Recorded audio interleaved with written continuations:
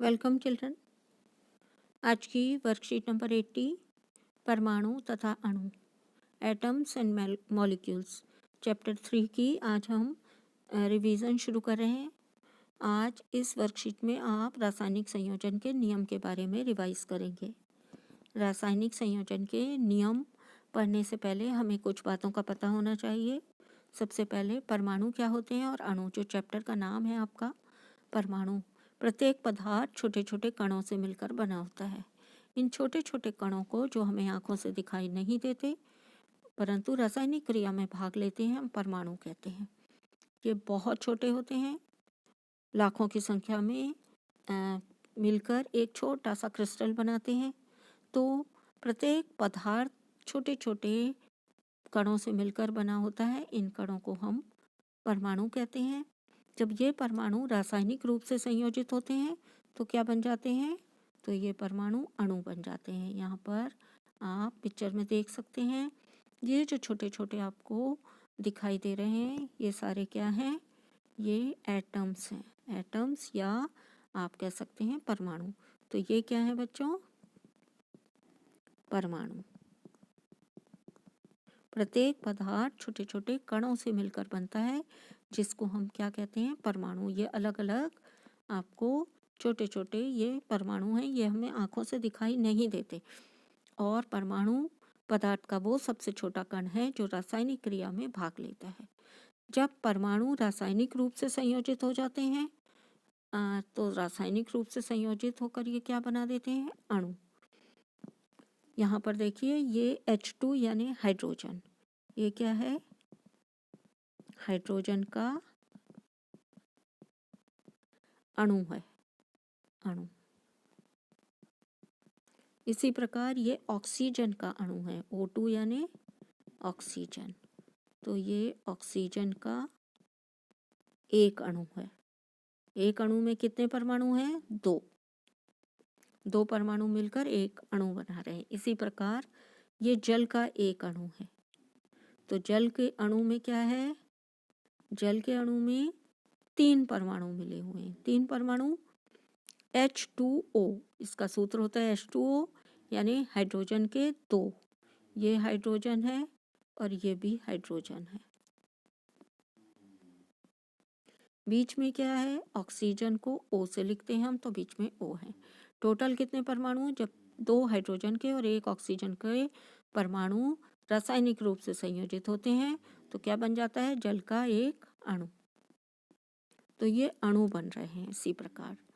तो परमाणु वो सबसे पदार्थ का वह सबसे छोटा कण है जो रासायनिक क्रिया में भाग लेता है। अणु पदार्थ का वह सबसे छोटा कण है जो स्वतंत्र अवस्था में पाया जाता है। परमाणु बहुत रिएक्टिव होते हैं, वो एक दूसरे परमाणुओं से जुड़ जाते हैं रासायनिक रूप से और क्या बना लेते हैं? अणु बना लेते हैं। अब हमें रासायनिक संयोजन के नियम पढ़ने हैं। नंबर 1 द्रव्यमान संरक्षण का नियम और नंबर 2 स्थिर अनुपात का नियम। तो पहले हम इन नियम की परिभाषा पढ़ लेंगे। किसी रासायनिक अभिक्रिया में द्रव्यमान का निर्माण या विनाश संभव नहीं है। किसी भी रासायनिक अभिक्रिया के दौरान, रासायनिक अभिक्रिया से पहले और रासायनिक अभिक्रिया के बाद जितने भी तत्व या जितने भी परमाणु भाग ले रहे हैं, तो पदार्थ जो परमाणु मिलकर जो पदार्थ बना रहे हैं, उन दोनों पदार्थों का द्रव्यमान का कुल योग रासायनिक क्रिया से पहले और रासायनिक क्रिया के बाद बराबर रहेगा, बराबर होता है। इसे हम कहते हैं द्रव्यमान संरक्षण का नियम। यहाँ पर आपको एग्जाम्पल में बताया गया है, किसी भी रासायनिक अभिक्रिया में उत्पादों के द्रव्यमान का कुल योग हमेशा अभिकारकों के कुल द्रव्यमान के बराबर होता है। अगर अभिकारक कौन होते हैं? अभिकारक होते हैं क्रिया करने वाले। तो पदार्थ ए और पदार्थ बी क्रिया कर रहे हैं, एरो के बाद लिखे हुए सी और डी क्या है? उत्पाद। तो ये दोनों कौन है? सी और डी उत्पाद। तो रासायनिक क्रिया से पहले कितना? ए का हमने 4 ग्राम लिया है, बी का हमने 10 ग्राम। टोटल अभिकारकों का कुल द्रव्यमान कितना हो गया? 14 ग्राम। उत्पाद कितने बन रहे हैं? 2, सी और डी। सी 2.5 ग्राम प्राप्त होता है और डी हमें 11.5 ग्राम प्राप्त होता है। तो अगर हम इन दोनों को जोड़ेंगे तो उत्पाद का या प्रोडक्ट का कुल द्रव्यमान आ जाएगा, वो आएगा 14 ग्राम। तो अभिक्रिया से पहले भी 14 ग्राम, अभिक्रिया के बाद भी 14 ग्राम। यौगिकों का निर्माण करने वाले तत्व, यहाँ पर ये जो एग्जाम्पल है ये द्रव्यमान संरक्षण के नियम का था। अब आप स्थिर अनुपात का नियम जानेंगे। स्थिर अनुपात का नियम क्या है? किसी भी रासायनिक अभिक्रिया में बने यौगिक में तत्व हमेशा एक निश्चित द्रव्यमानों के अनुपात में विद्यमान होते हैं। बच्चों, तत्व और यौगिक में क्या अंतर है? तत्व क्या होते हैं? एक ही प्रकार के परमाणुओं से मिलकर बने अणुओं को हम तत्व कहते हैं। जब एक ही प्रकार के परमाणु रासायनिक रूप से संयोजित होते हैं तो तत्व बनता है। जब दो या दो से अधिक प्रकार के परमाणु रासायनिक रूप से संयोजित होते हैं तो यौगिक बनता है। ये बात आपको क्लियर होनी चाहिए बच्चों कि तत्व और यौगिक में क्या अंतर है। यहाँ पर आप देखिए, यहाँ पर आपको हाइड्रोजन में क्या हो रहा है? एक ही प्रकार के दो परमाणु रासायनिक रूप से संयोजित हो रहे हैं। ये भी हाइड्रोजन का है, ये भी हाइड्रोजन का है। तो ये क्या होगा? तत्व कहलाएगा, क्योंकि एक ही तरह के परमाणु रासायनिक रूप से संयोजित हो रहे हैं। ऑक्सीजन में देखिए, ऑक्सीजन का सिंबल होता है O, ऑक्सीजन का सिंबल होता है O। ये भी एक ही प्रकार के परमाणु रासायनिक रूप से संयोजित होके ऑक्सीजन का एक अणु बना रहे हैं। तो ये क्या होगा? तत्व। जब एक ही प्रकार के परमाणु रासायनिक रूप से संयोजित होते हैं तो तत्व बनता है। जब दो या दो से अधिक प्रकार के परमाणु आपस में संयोजित होते हैं। यहाँ पर जल में क्या हो रहा है? दो प्रकार के परमाणु संयोजित हो रहे हैं। ये हाइड्रोजन है, ये भी हाइड्रोजन है और बीच में ऑक्सीजन है। तो हाइड्रोजन और ऑक्सीजन के 3 परमाणु आपस में संयोजित हो रहे हैं। तो ये क्या चीज़ है? जल। ये तत्व नहीं है, ये क्या बनेगा? यौगिक। यौगिक क्यों बनेगा बच्चों? ये क्योंकि इसमें दो तरह के परमाणु संयोजित हो रहे हैं। इसी प्रकार आप यहाँ पर और उदाहरण देख सकते हैं। ये आपका नाइट्रोजन है, तो नाइट्रोजन में क्या होता है? नाइट्रोजन के ही दो परमाणु आपस में संयोजित हो जाते हैं, एक N और एक N। तो नाइट्रोजन के दो परमाणु जब संयोजित होते हैं तो क्या बन जाता है? N2। तो N2 क्या चीज़ है? ये नाइट्रोजन। और क्योंकि एक ही प्रकार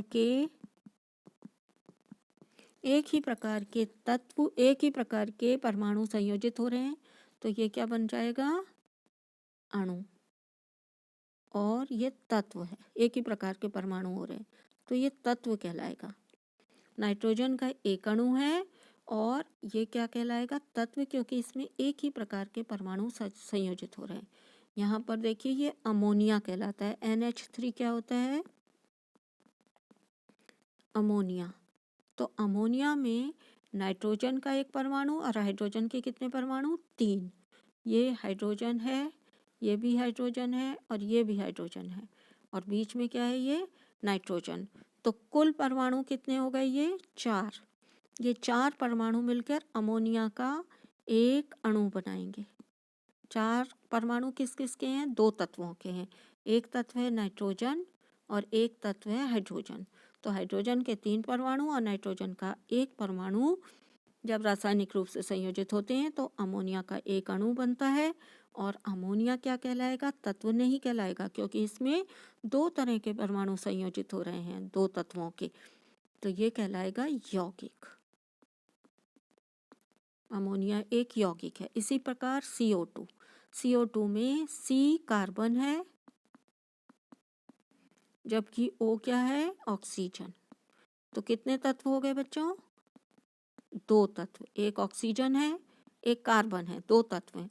अब इनकी संख्या कितनी है? ऑक्सीजन के 2 परमाणु हैं, कार्बन का 1 परमाणु है। ये बीच में कार्बन है, कार्बन का सिंबल C होता है और ये O2 है, O और O। तो ऑक्सीजन के 2 परमाणु और कार्बन का 1 परमाणु, कुल परमाणु कितने हो गए? 3।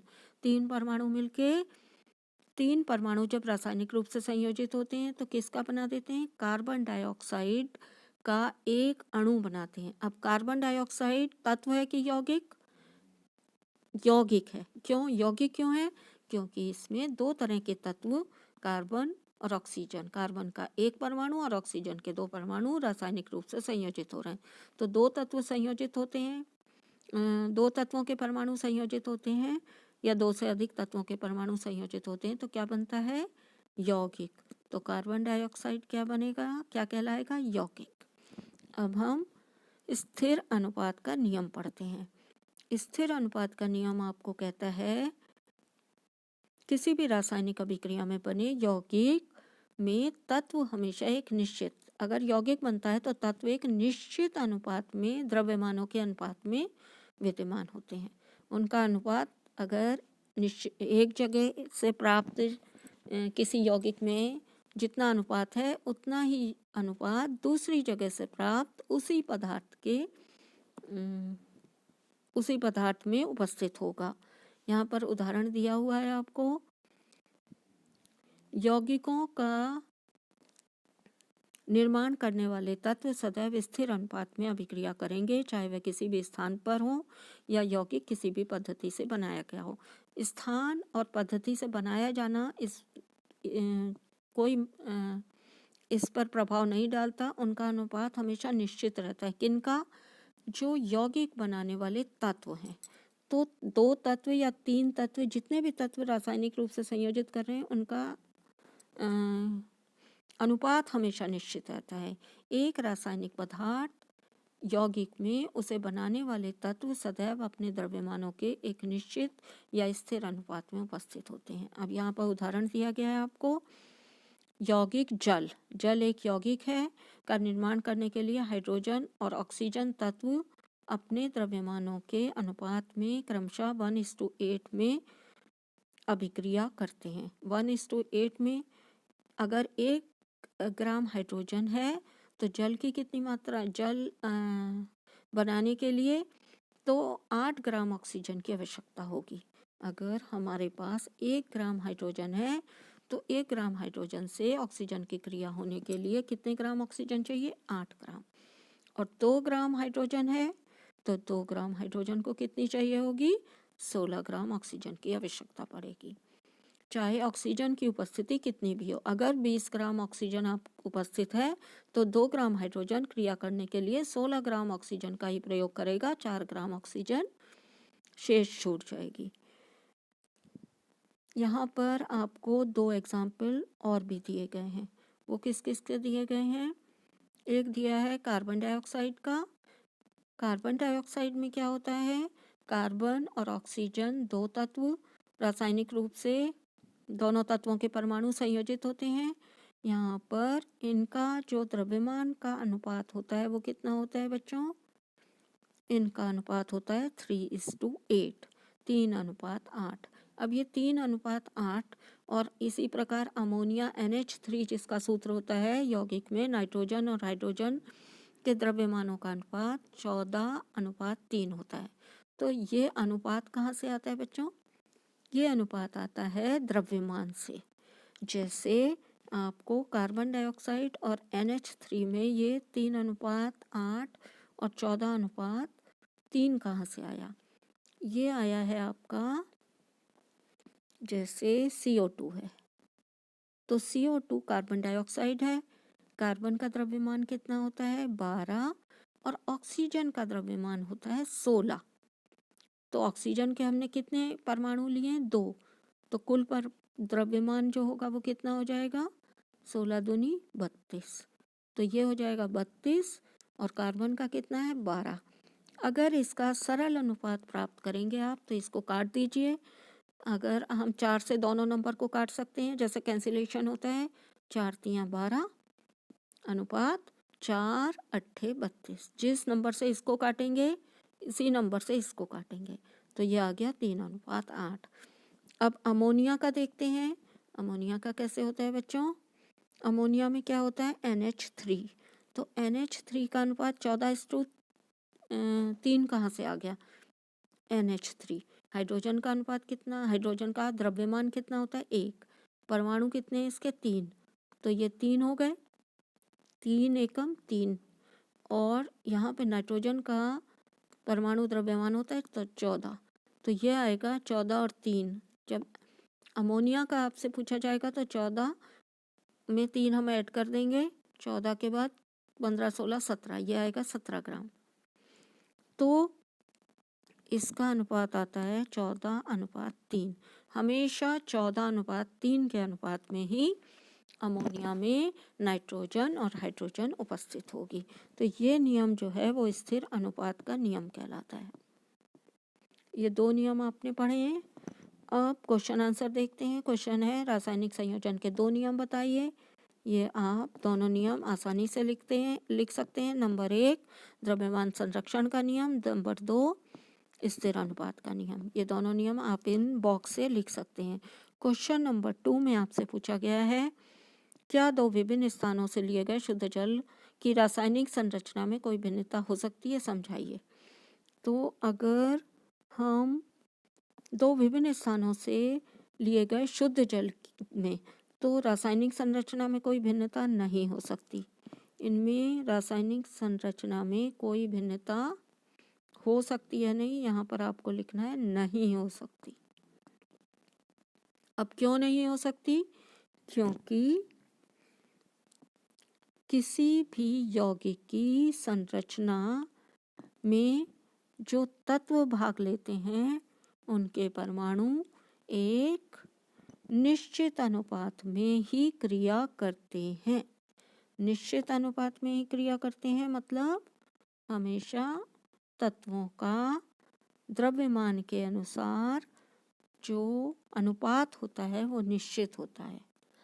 यौगिक का निर्माण करने वाले तत्व सदैव स्थिर अनुपात में ही अभिक्रिया करेंगे, चाहे वह किसी भी स्थान पर हो या यौगिक किसी भी पद्धति से बनाए गए हों। आपको ये एक्सप्लेनेशन देना है आंसर 2 में। पहली लाइन क्या लिखेंगे कि जल की संरचना पर कोई अंतर नहीं आएगा। यौगिक का निर्माण करने वाले तत्व सदैव स्थिर अनुपात में ही अभिक्रिया करेंगे, चाहे वह किसी भी स्थान या किसी भी पद्धति से बनाया गया हो। Question number 3। क्वेश्चन नंबर 3 में आपसे क्या पूछा गया है बच्चों? यदि 3 ग्राम कार्बन को 8 ग्राम ऑक्सीजन में जलाने पर 11 ग्राम कार्बन डाइऑक्साइड बनती है, तो 24 ग्राम कार्बन को 64 ग्राम ऑक्सीजन में जलाने पर कितने ग्राम कार्बन डाइऑक्साइड बनेगी? तो इसके लिए आपको क्या लिखनी पड़ेगी? एक रिएक्शन लिख के देनी पड़ेगी। रिएक्शन यहाँ पर लिखी जा सकती है। यहाँ पर आप लिखेंगे कितने ग्राम है ये, कौन से 2 तत्व मिलाए जा रहे हैं? 24 ग्राम कार्बन, तो आप लिखेंगे कार्बन कितनी है? 24 ग्राम प्लस ऑक्सीजन कितनी है? यहाँ पर आप लिखेंगे ऑक्सीजन 64 ग्राम।